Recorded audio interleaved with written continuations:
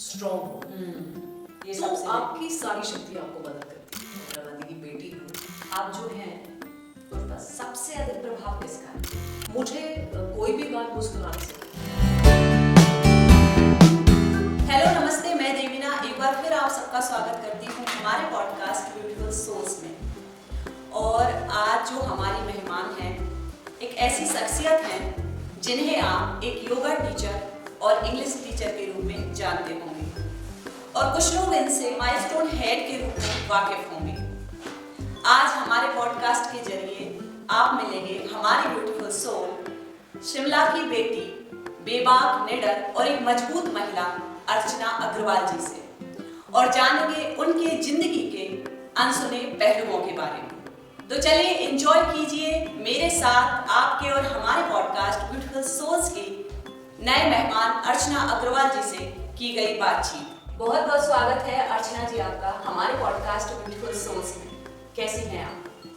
मैं बहुत अच्छी हूँ और सबसे पहले मैं आपको साधुवाद देना चाहूँगी और बहुत सारी शुभकामनाएं कि जो आपने राह चुनी है और जिस हिसाब से आप ये कार्य कर रहे हैं आपको बहुत उन्नति मिले और भगवान आपको बहुत बहुत सफलता दे। Thank you so much ma'am. तो अभी आपकी लाइफ में क्या चल रहा है? मेरे जीवन में ऐसे उतार चढ़ाव आए तो उनसे मैं जूझ रही थी, तो अब ईश्वर की कृपा से आगे बढ़ने का और चल रहा है प्लान। आप इस समय किस बात को लेकर उत्साहित हैं? मैं उत्साहित हूँ कि मेरे विद्यार्थी अब द्रुत गति से कैसे सीखें और उसके बाद अपने अपने लक्ष्य को प्राप्त करें, क्योंकि जब आप कोई कार्य करते हैं तो उसमें एक समर्पण और अनुशासन, इस तरह से अगर हम जब कुछ करते हैं तो हमें ये लगता है कि जो भी हम कार्य कर रहे हैं उसमें हम सफल होंगे ही होंगे। अंदर से confidence आता है। ये एक कॉन्फिडेंस आता है, हमें एक आत्मविश्वास आता है। क्या चीज ऐसी है जो आपको, बात या चीज जो आपको मुस्कुराने से नहीं रोकती? मुझे कोई भी बात मुस्कुराने से नहीं रोकती। अच्छा। क्योंकि मैं अगर किसी बात पर निर्भर होंगी मुस्कुराहट के लिए तो फिर मैं मुस्कुरा नहीं पाऊंगी। हाँ। क्योंकि जीवन में इतने संघर्ष होते हैं तो आपको तो बिना किसी कारण के ही मुस्कुराना चाहिए। इसलिए मैं नहीं समझती कि कोई भी रुकावट मेरे आती है मुस्कुराने में। अब जब आप पीछे मुड़कर देखती हैं अपने जीवन में तो कैसा महसूस करती हैं? प्रफुल्लित, क्योंकि कॉलेज टाइम निकला बहुत ही मतलब हमारे टीचर्स, हमारे प्रोफेसर्स, हमने बहुत कुछ सीखा उनसे। उसके बाद धीरे धीरे जब मैंने योग का डिप्लोमा किया तो उसमें मैंने एक नई चीज़ सीखी 19 साल की अवस्था में। उसके बाद फिर जब शादी हुई और गुना आने का मौका मिला तो यहाँ का माहौल बहुत ही अलग था। तो अगर पीछे मुड़ के देखें तो बहुत सारी चीज़ें जो हमें सिखा के जाती हैं, ऐसे ही मैं उनसे कुछ सीख लेना चाहती हूँ और कोशिश करती हूँ कि उनसे सीख लेके आगे वो त्रुटियाँ भी ना हो और आगे बढ़ने का मौका मिले। आपने योगा क्लासेस शुरू की? बिल्कुल की थी। तो क्या कारण रहे कि उसको बंद करना पड़ा या किया? पहले तो जब योग शुरू किया था तो भावना ये थी कि गुना में योग का कोई प्रचार प्रसार नहीं था। तो ये कि यहाँ के लोगों को योग सिखाया जाए ताकि उनकी शारीरिक, मानसिक, बौद्धिक विकास हो सके। वो सोच के मैंने यहाँ पर महिलाओं को योग सिखाना शुरू किया था, क्योंकि गुना में ऐसा वातावरण नहीं था कि हम महिलाओं और पुरुषों को एक साथ सिखाएं। ये मैं आज से 30 साल पहले की बात कर रही हूँ। तो मैंने ये साहस किया कि मैं यहाँ महिलाओं को सिखाऊँ और 10 साल तक सिखाया। तो ये मेरा एक ध्येय था, उद्देश्य था कि मैं उनको, महिलाओं को जागृत करूँ ताकि वो अपनी जितनी भी ग्रसित होती हैं अपने शारीरिक, मानसिक तनाव से, उससे छुटकारा मिले उनको। और इस तरीके से मेरी योगा सिखाने की, हाँ, क्लोज करने का एक पर्सनल रीज़न भी था और कारण कई थे। कारण ये था कि जब मैंने 10 साल सिखाया उनको, ये आज से 20 साल पहले की बात है। हाँ, एक पुरानी थोड़ी सी सोच। 2004 में मैंने योग सिखाना बंद किया। उस दिन आखिरी दिन था जिस दिन मेरे पति का देहावसान हुआ। तो मैं उस दिन तक सिखा रही थी और अगले दिन से वो बंद हुआ। क्योंकि आप जानते हैं कि फिर सारी प्रकृति बदल गई, बातें बदल गई, जीवन भी बदला। और उसके 1 साल बाद मैंने फिर माइलस्टोन शुरू किया, जिससे कुछ लोग परिचित हैं और कुछ परिचित हो रहे हैं, कुछ अब होंगे।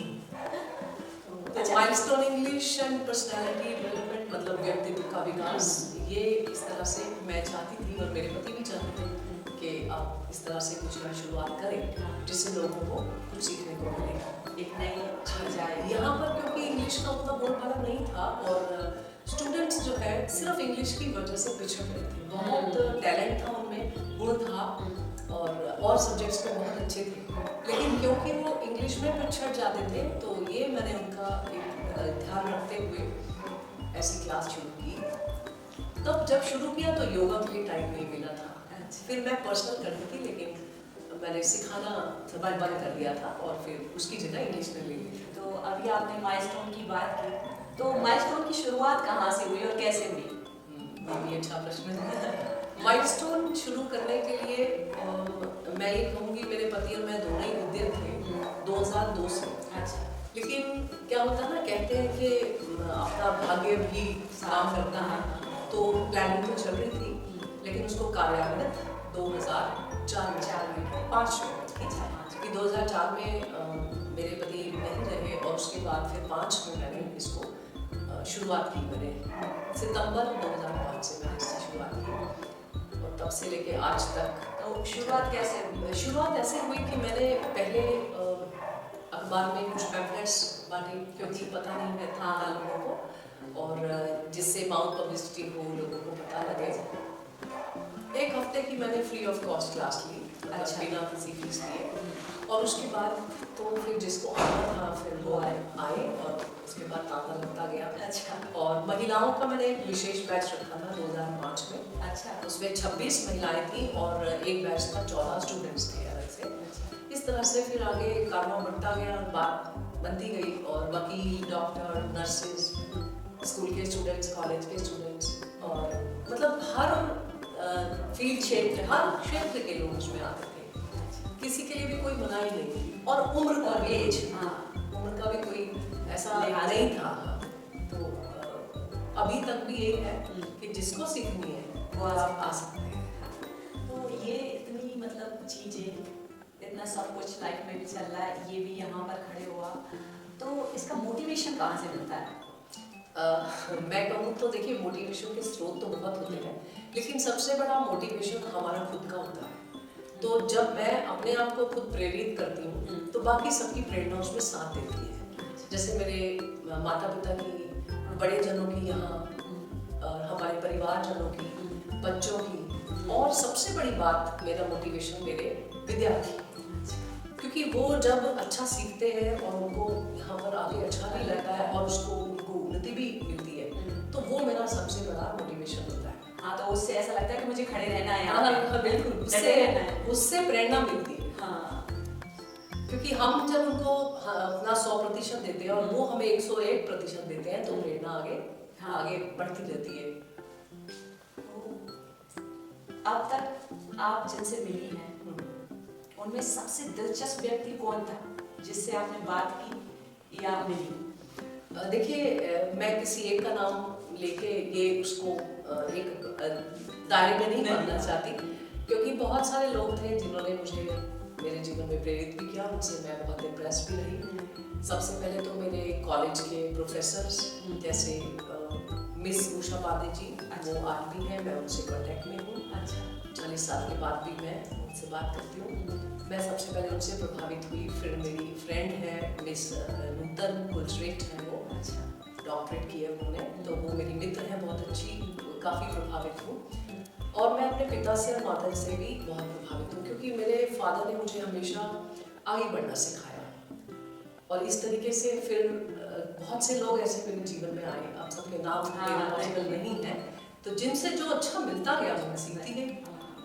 आप जो हैं उसका सबसे अधिक प्रभाव किसका है? ये शादी से पहले मेरे पिता का भी, और मैंने बताया गुरुजनों का भी। फिर उसके बाद मेरे पति का भी, उन्होंने आगे बढ़ाने में बहुत मेरी मदद की, क्योंकि मैंने कुछ एजुकेशन शादी के बाद भी की थी, उसमें उनका बहुत योगदान था। परिवार के परिवार के लोग तो होते ही हैं साथ में, उनके सहयोग के बिना आप नहीं कर सकते। और मैंने बताया कि कुछ ईश्वर की प्रेरणा ऐसी है, ईश्वरीय शक्ति मेरे साथ चलती है, तो वो मुझे खूब प्रेरणा देती है। मुझे नहीं मालूम कितने लोगों की ब्लेसिंग्स उसमें है, आशीर्वाद है, वो मुझे आगे ईश्वरीय शक्ति है। हाँ। तो आपको दिखती नहीं है। हाँ। लेकिन वो कई बार बताती रहती है कि हम साथ हैं। हाँ।